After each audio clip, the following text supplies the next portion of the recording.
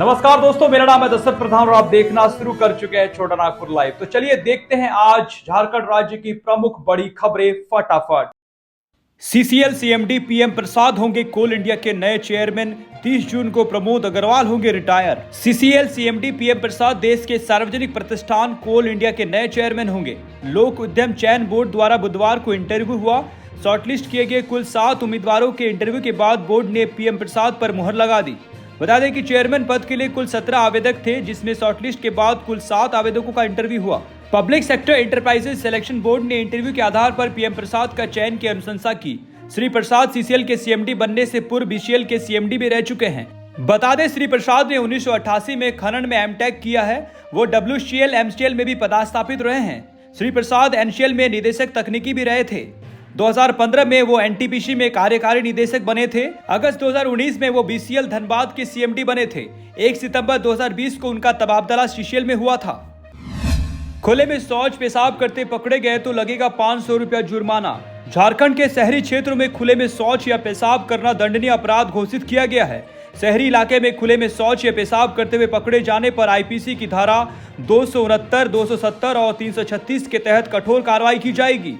इसके अलावा दोषी व्यक्ति से 500 रुपया तक का अर्थदंड भी वसूला जाएगा।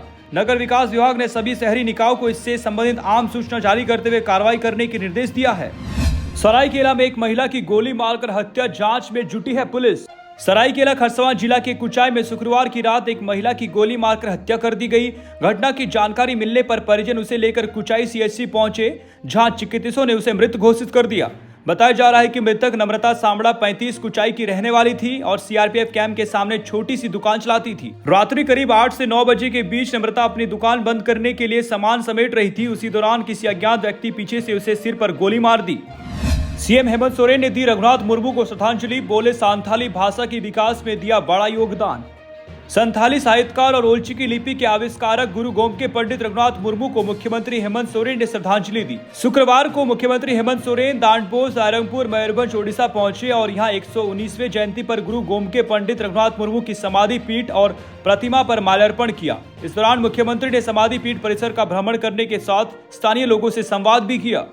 जयंती के मौके पर आयोजित समारोह को संबोधित करते हुए मुख्यमंत्री ने कहा, संथाली भाषा और साहित्य के विकास में उनका अविस्मरणीय योगदान रहा है। उन्होंने ओलचिकी के रूप में संथाली को एक नया लिपि दी है। आदिवासी समाज की परंपरा, कला, संस्कृति और भाषा साहित्य की संरक्षण और उसे समृद्ध करने की उनकी अहम भूमिका इतिहास के पन्नों में स्वर्ण अक्षरों में दर्ज है।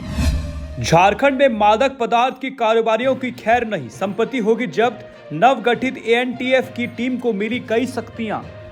गृह मंत्रालय के निर्देश पर राज्य में नए सिरे से गठित एंटी नार्को टास्क फोर्स के चीफ सीआईईडी आईजी असीम विक्रांत मिंज बनाए गए हैं। इसके पूर्व 22 जुलाई 2022 को एक टास्क फोर्स का गठन किया गया था। नए सिरे से गठित एएनटीएफ को कई शक्तियां भी प्रदान की गई है। एएनटीएफ को केस अनुसंधान के दौरान अगर इस बात की साक्ष्य मिलता है कि किसी मादक पदार्थ की तस्करी से कारोबारी ने अवैध तरीके से संपत्ति अर्जित की है, तब उसकी संपत्ति को जब्त करने की दिशा में कार्रवाई कर सकता है। वहीं दूसरी ओर एनडीपीएस एक्ट से जुड़े किसी केस जिसका अनुसंधान पुलिस के द्वारा किया जा रहा है, उस केस को ट्रांसफर कर या खुद से अनुसंधान के लिए केस को टेकओवर करने की कार्रवाई एएनटीएफ कर सकता है। जमशेदपुर के लोगों को मिलेगी हेल्थ वेलनेस सेंटर की सौगात। इन 3 जगहों पर होगी इलाज की नई सुविधाएं। जमशेदपुर स्वास्थ्य विभाग की ओर से शहरी क्षेत्रों में अर्बन हेल्थ वेलनेस सेंटर की स्थापना की जाएगी।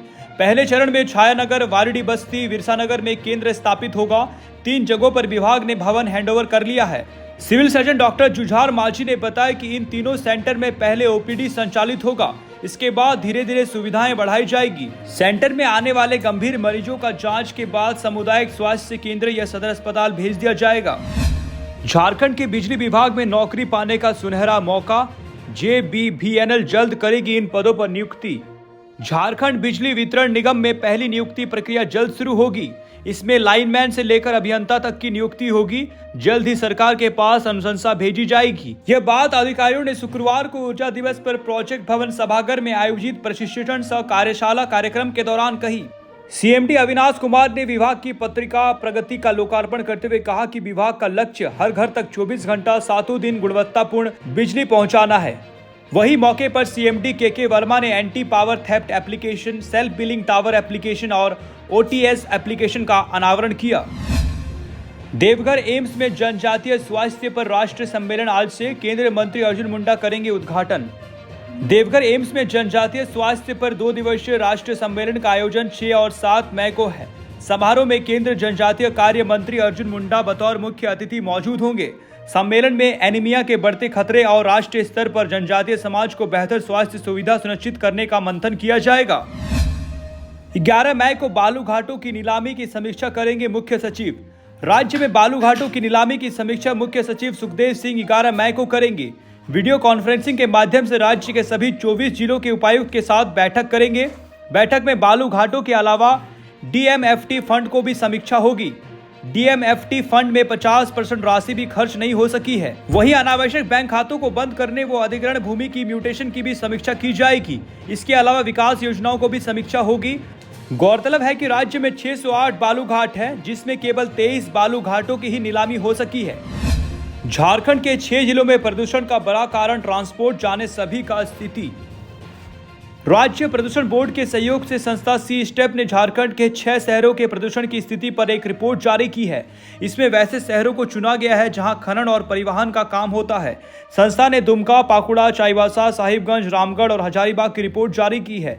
इन शहरों में प्रति वर्ष निकलने वाली PM10, PM2.5, नाइट्रोजन ऑक्साइड और सल्फर डाइऑक्साइड की मात्रा भी शामिल किया गया है।